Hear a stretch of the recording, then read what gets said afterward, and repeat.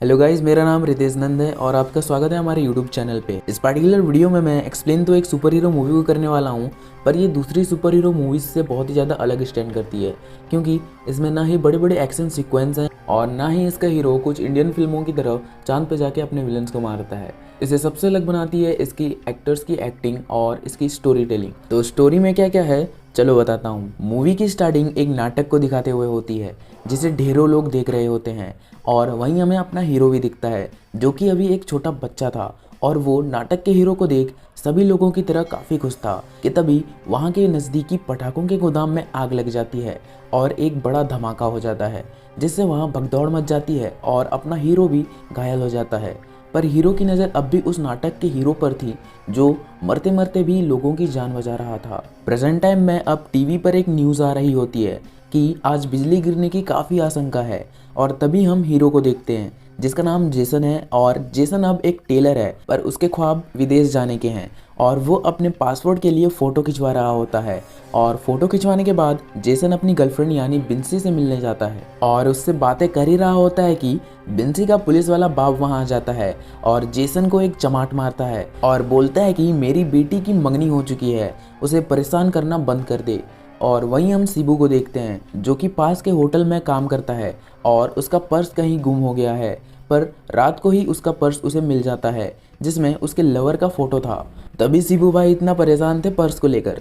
इधर जेसन को उसके कारनामों के चलते उसका बाप और उसकी दीदी डांट रहे होते हैं और दूसरी तरफ घर पहुंचते ही शिबू को उसका अंकल बताता है कि दासन की बहन यानी ऊषा, जिससे शिबू प्यार करता है, गाँव लौट आई है क्योंकि उसके पति ने उसे छोड़ दिया है। तो शिबू के खुशी का ठिकाना नहीं रहता और वो ऊषा को देखने एक छोटी सी नाव में बैठकर वहां से चल देता है। इधर जेसन सेंटा बन के बिंसी के घर क्रिसमस पार्टी में बच्चों के साथ आया होता है और बिंसी को अकेले में लेकर उससे पूछने लगता है कि आखिर क्या सच में उसकी मंगनी हो गई है कि तभी बिंसी का पुलिस वाला बाप उसका फ्यूचर दामाद को लेकर वहां आ जाता है। दूसरी तरफ शिबू ऊषा के घर के बाहर के नदी में बैठकर उसे दूर से देखकर काफ़ी खुश था और हमें फिर शिबू के बचपन का फ्लैशबैक दिखाया जाता है जहां हमें पता चलता है कि शिबू ऊषा से बचपन से ही बेइंतहा प्यार करता था, पर बड़े होने के साथ साथ ऊषा एक लॉरी ड्राइवर के साथ भाग गई जिससे शिबू भी काफ़ी दुखी था और उसका अब तक इंतजार कर रहा था।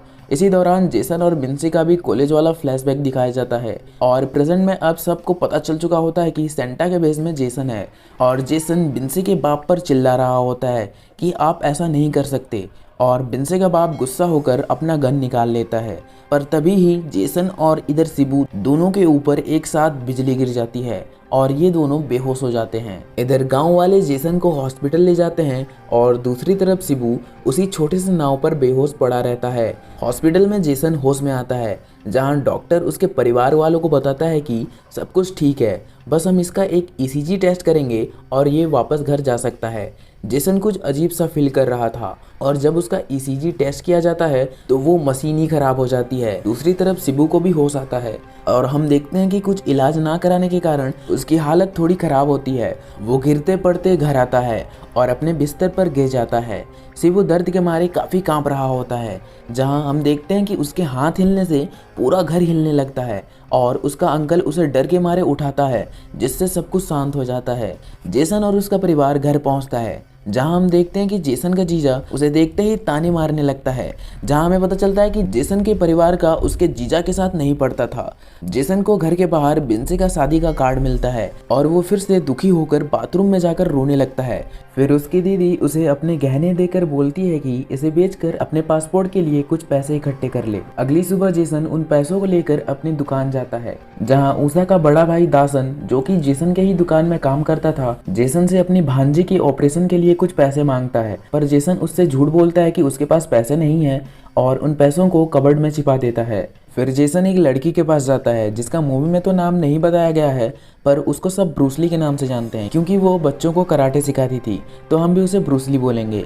और ब्रूसली अनीस की गर्लफ्रेंड थी जिसकी शादी जेसन की एक्स गर्लफ्रेंड यानी बिंसी से हो रही थी। ब्रूसली के पास जेसन पासपोर्ट से रिलेटेड कुछ काम के लिए आया होता है, जहां उसे खांसी होने लगती है और वो बाथरूम जाता है कि तभी वो खांस खांस कर कुछ अजीब सी चीज़ वोमिट करता है और फिर घर में रात को उसे नींद भी नहीं आती है। और जब वो अपना खिड़की खोलने का कोशिश करता है तो पूरी खिड़की ही दीवार से अलग हो जाती है और जेसन और उसका भांजा परेशान होकर उसे देख रहे होते हैं, जहां जेसन को दूर की आवाज़ें सुनाई देने लगती हैं, जिसके बाद जेसन तो नहीं पर उसका छोटा भांजा समझ जाता है और बोलता है कि अब क्या होगा। दूसरी तरफ दासन और उसकी बहन उषा उसी होटल में आते हैं जहां शिबू काम करता था। शिबू उषा को चुपके से देखने लगता है और पागलों की तरह मुस्कुराने लगता है और तब हम देखते हैं कि शिबू भी खांसने लगता है और उसके साथ भी वही होता है जो जेसन के साथ हुआ था।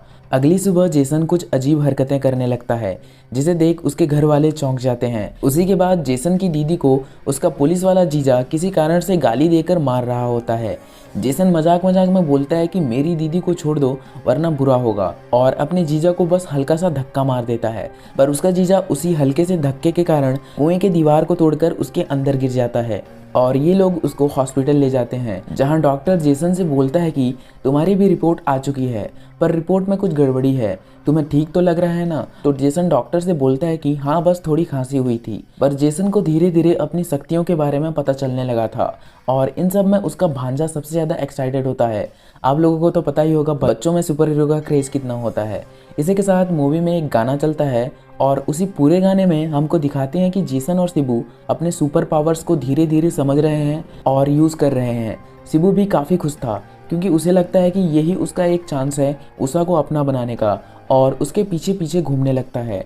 उषा भी शिबू को हल्का हल्का नोटिस करने लगती है। इसके बाद हम देखते हैं कि उषा अपनी बेटी के साथ उसी होटल में खाना खाने आती है जहां शिबू काम करता था। उस होटल का मालिक उषा को छेड़ने लगता है और मोलेस्ट भी करने लगता है। ये सब शिबू देख रहा होता है और उषा के जाने के बाद उसके मालिक को अपने पावर्स का यूज़ करके हवा में टांग देता है।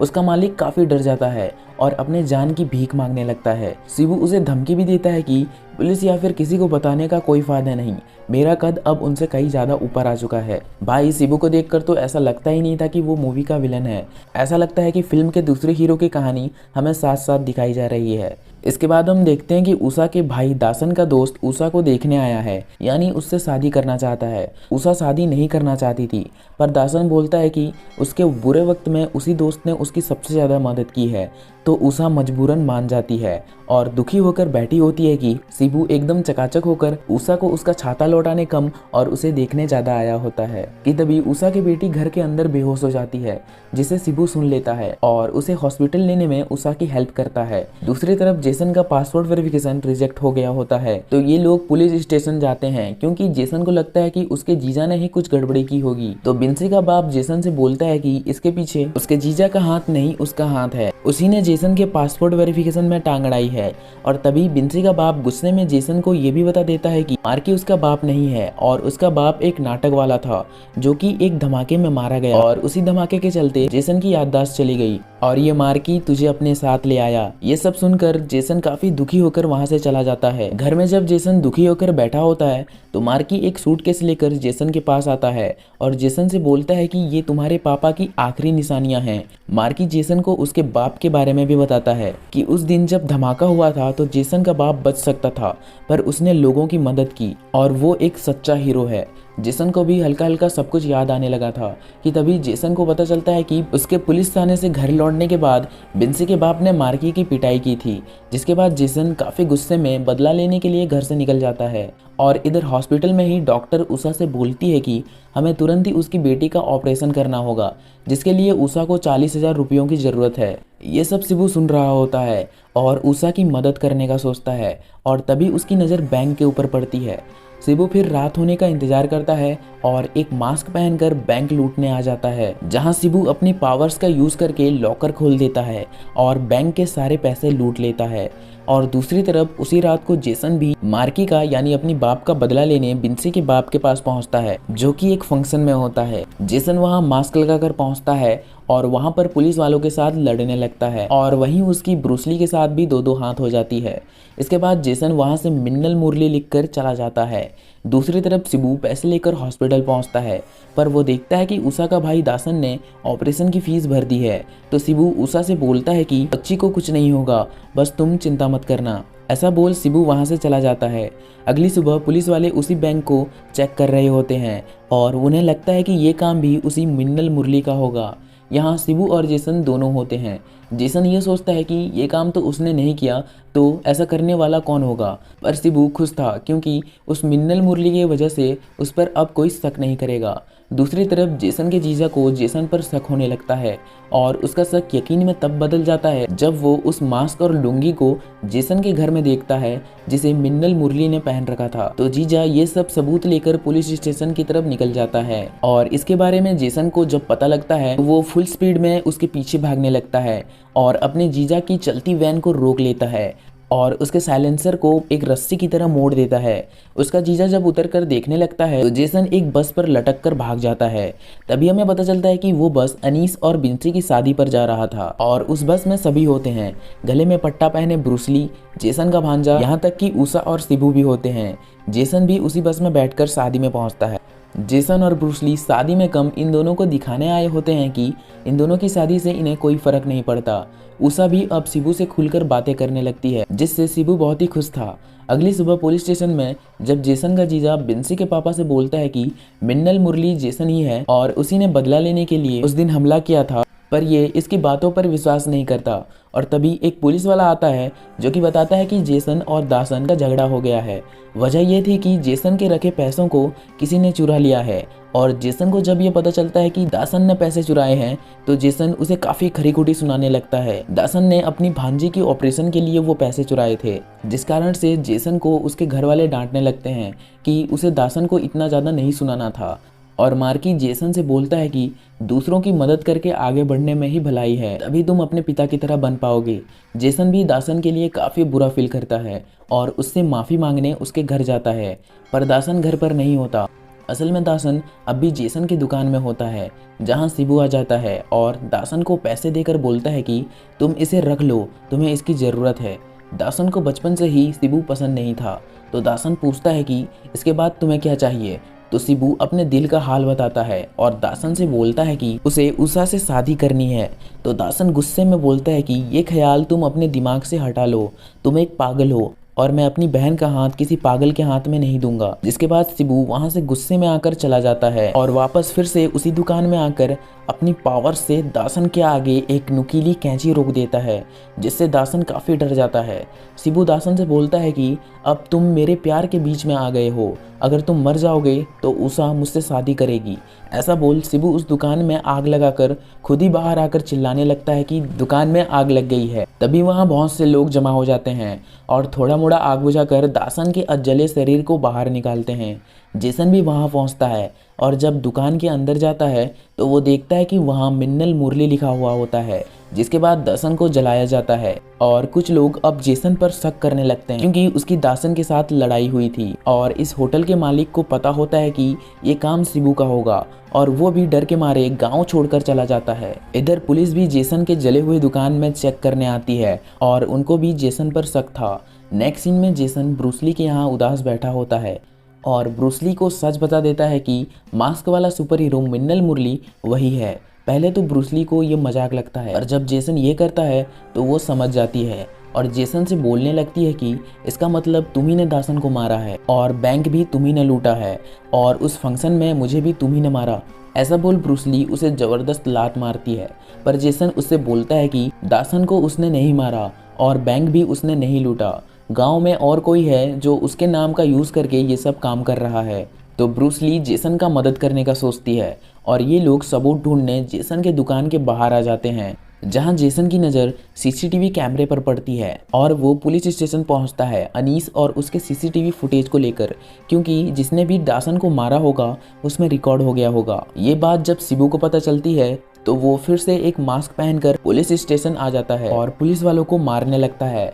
पुलिस वाले उस पर राइफल तान देते हैं, पर शिबू अपने पावर से राइफल के पॉइंट को मोड़ देता है और अनीस से वो सीसीटीवी फुटेज लेने वाला होता है कि जेसन भी मास्क पहनकर वहां आ जाता है और शिबू को एक पंच मारता है और वो फुटेज लेकर भागने लगता है। यहीं हमें शिबू और जेसन एक चेजिंग सीन दिखाया जाता है और ये दोनों सुपर स्पीड में भागते हुए दिखते हैं। फिर शिबू जेसन पर एक लोहा फेंक देता है, जिससे जेसन के हाथ का फुटेज जाके एक चलते बस में गिर जाती है और ये दोनों उसी बस में लड़ने लगते हैं। और शिबू अपने पावर से जेसन पर भारी पड़ रहा था और जेसन से वो फुटेज छीनकर उसे तोड़ देता है और बस से कूद जाता है, पर जेसन भी कूदकर उसे पकड़ता है और ये दोनों नीचे गिर जाते हैं। जेसन और उठ नहीं पाता, पर शिबू वहां से उठकर चला जाता है। इधर बस का ड्राइवर भी इनकी लड़ाई के चलते घायल था और बस एक खाई में गिरने वाला होता है, पर जेसन अपने पिता के बोले आखिरी शब्दों को याद करता है और आकर बस को खाई में गिरने से रोक लेता है। पर एक छोटी सी लड़की खाई के नीचे गिरने वाली होती है, जिसे जेसन कूदकर बचा लेता है और बस में सभी लोग प्राउड वाली नज़र से जेसन को देखने लगते हैं और उसका थैंक्स करते हैं। जेसन काफ़ी खुश था इनकी मदद करके और घर जाकर वो उस सूटकेस में अपने पिता के नाटक वाले कॉस्ट्यूम को देखता है और अपने लिए भी एक सुपर हीरो सूट बनाने लगता है और अपने दुकान को भी ये फिर से नया बनवा लेते हैं। इधर शिबू उषा और उसकी बेटी को तोहफे देने उनके घर जाता है, जहां दासन का दोस्त आ जाता है जिसके साथ उषा की शादी होनी थी। वो शिबू को डांटने लगता है कि इधर कभी मत आना और उषा से भी बोलता है कि ऐसे लोगों से कभी बात मत करना। जिसके बाद शिबू उस आदमी को भी मार देता है और उस कार पर भी शिबू ने मिन्नल मुरली लिख रखा था। इसके बाद जेसन उसी जगह पर कुछ सबूत ढूंढने जाता है, जहां उसे शिबू के शर्ट का एक टुकड़ा मिलता है और वो शर्ट उसी की दुकान में सिला हुआ था और जेसन को पता चल ही जाता है कि ये शर्ट शिबू का है। इधर शिबू भी हॉस्पिटल के रजिस्टर से जेसन के बिजली वाले कांड को पता कर लेता है। अब इन दोनों को ही पता चल चुका था। दूसरी तरफ जेसन का जीजा भी जेसन के मिन्नल मुरली होने के सबूत ढूंढ लेता है और उसी समय उस होटल के मालिक को भी पता चलता है कि उस गांव में अब एक रखवाला आ चुका है और वो हिम्मत जुटाकर गांव वापस आ जाता है। इसके बाद शिबू जेसन के पास आता है, जो कि मार्केट में था, और उससे बोलने लगता है कि मुझे पता है कि तुम ही मिन्नल मुरली हो, पर इस बात को आगे नहीं बढ़ाते हैं और इसे यहीं सुलझा देते हैं। तो जेसन बोलता है कि मैं ये कैसे भूल जाऊं कि तुमने दासन को मारा है। कि तभी इन लोगों को वहां मौजूद सारे लोग घेर लेते हैं। कि तभी हम देखते हैं कि होटल के मालिक ने पुलिस वालों को शिबू का सच बता दिया है और ये सब शिबू के लिए आए हैं। शिबू जेसन से बोलता है कि तुम निकलो, ये लोग मेरे लिए आए हैं। जेसन वहां से चला जाता है, जिसके बाद शिबू पर सब लोग पत्थर फेंकने लगते हैं, जिसे शिबू अपने पावर से हवा में रोक लेता है और वहां तोड़फोड़ करने लगता है, जिसे देख पुलिस वाले और वहां मौजूद सभी लोग डर के मारे वहां से चले जाते हैं।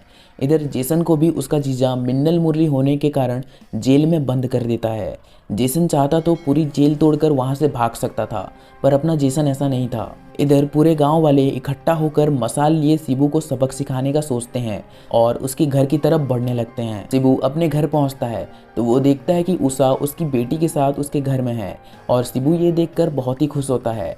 उषा शिबू से बोलती है कि आखिर उस वक्त उसने अपने प्यार के बारे में क्यों नहीं बताया, और शिबू से ये भी बोलती है कि वो उसका साथ कभी नहीं छोड़ेगा ना। तो शिबू की आंखों से आंसू निकल जाते हैं और वो बोलता है कि मरते दम तक नहीं। कि तभी गांव वाले शिबू के घर के बाहर आ चुके होते हैं और शिबू काफ़ी गुस्सा होकर इनमें से कुछ लोगों को अपनी पावर से हवा में टांग देता है। ये सब उषा देख रही होती है और घर के दूसरी तरफ से कुछ लोग शिबू के घर में आग लगा देते हैं, जिससे घर के अंदर रखे शिबू के अंकल के पटाखों में आग लग जाती है और शिबू जब तक कुछ कर पाता एक बड़ा धमाका हो जाता है और मौके पर ही उषा और उसकी बेटी की मौत हो जाती है और घायल शिबू वहां से गायब होता है। उस जले हुए घर से पुलिस वालों के जाने के बाद शिबू वापस आता है, जो कि काफी बुरी तरह से जला हुआ था और उसके इरादे अब कुछ ठीक नहीं लग रहे थे। इसके बाद हम देखते हैं कि गांव के एक मेले में शिबू चादर ओढ़कर बलून वाला बन वहां पहुंच जाता है और मौका मिलते ही वहीं बड़े बड़े धमाके करने लगता है, जिससे वहां भगदौड़ मच जाती है। शिबू पागलों की तरह नाचने लगता है और चिल्ला चिल्ला कर बोलने लगता है कि भागने का कोई फायदा नहीं, तुम सब लोग मारे जाओगे। तभी शिबू एक तहखाने जैसी जगह पर घुसता है और उसे जाते हुए ब्रूसली देख लेती है और वो भी उस तहखाने में घुस जाती है और उस तहखाने के अंदर वो जो देखती है तो शौक हो जाती है। असल में शिबू ने तहखाने में पटाखे जमा करके रखे थे और पटाखों की संख्या इतनी थी कि पूरा मेला एक साथ उड़ सकता था। दूसरी तरफ ये सब तबाही देख बिन्से का बाप जेसन से बोलता है कि अब इस गांव का फ्यूचर तुम्हारे हाथ में है। ऐसा बोलिए जेसन को जेल से छोड़ देता है। इधर शिबू मेले के सभी लोगों को टावर में बंदी बनाकर एक एक करके सभी टावर्स को उड़ा रहा होता है। ऐसे ही एक टावर को वो जब उड़ा के सबको मारने वाला ही होता है कि एंट्री होती है अपने सुपर हीरो यानी मिन्नल मुरली की। हम देखते हैं कि जेसन ने अपना नया सूट पहन रखा था जो कि काफ़ी कूल है। और शिबू जेसन को देखकर उससे बोलता है कि मुझे पता था कि तुम जरूर आओगे, जिसके साथ इन दोनों की एक हाई लेवल वाली फाइट हो जाती है। भाई मुझे तो लग ही नहीं रहा था कि मैं अपने कंट्री की मूवी देख रहा हूँ। भले ही इस मूवी के वीएफएक्स में थोड़ी कमी है जो कि इसके बजट के कारण है, फिर भी इस फिल्म की स्टोरी और एक्टिंग, खास करके विलन की एक्टिंग, जो कि सब कुछ फिलअप कर देती है। खैर स्टोरी में आगे बढ़ते हैं। शिबू जेसन पर भारी पड़ने लगता है और एक टाइम ऐसा आता है कि जेसन शिबू से काफ़ी पिट जाता है और उठ भी नहीं पाता। इधर तहखाने के अंदर भी पटाखों में आग लग चुकी थी, जिससे ब्रूसली भी हार मान लेती है। पर तभी वो देखती है कि ऊपर शिबू और जेसन के फाइट के चलते तहखाने के एक दीवार से पानी रिस रही थी। तो ब्रूसली अपना पूरा दम लगा के उस दीवार पर एक किक मारती है, जिससे वहां से पानी निकलने लगता है और पटाखों की तरफ बढ़ने वाला आग भी बुझ जाता है।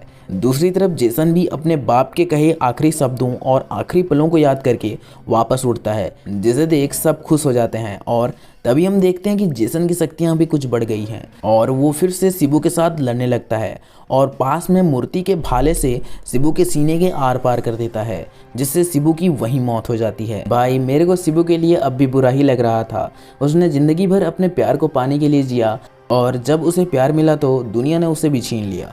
तो अब तो सब जान चुके थे कि जेसन ही मिन्नल मुरली है और जेसन भी अपने विदेश जाने के ख्वाब को छोड़कर अपने गांव की रक्षा करने का सोचता है और ये मूवी एंड हो जाती है। भाई मुझे तो लगता है कि इसका सीक्वल जरूर बनेगा। आपको क्या लगता है कमेंट करके बताओ, और यहाँ तक देख ही लिए हो तो लाइक और सब्सक्राइब के बटन को दबा के जाओ। मिलते हैं अगले वीडियो में।